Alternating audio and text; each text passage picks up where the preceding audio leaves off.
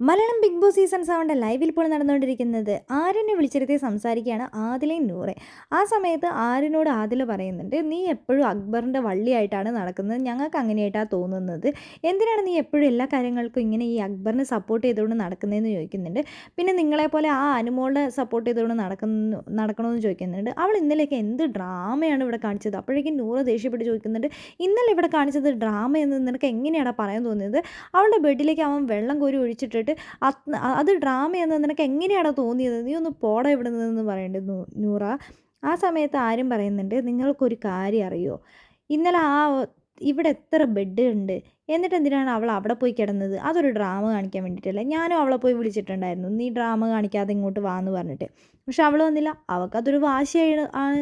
നിങ്ങൾക്കും വാശി ഉണ്ടാവില്ലേ, അതേപോലെ അവൾക്കും വാശിയുണ്ട്, അതുകൊണ്ടാണ് അവളും വരാത്തതെന്ന് നൂറ പറയുന്നുണ്ട്. അപ്പോൾ ആര്യം പറയുന്നുണ്ട്, അത് ഭയങ്കര ഓവറാണ്, അവൾ ഭയങ്കര ഡ്രാമയാണ്, ഇവിടുത്തെ ഡ്രാമ ക്യൂനാണ് അവൾ.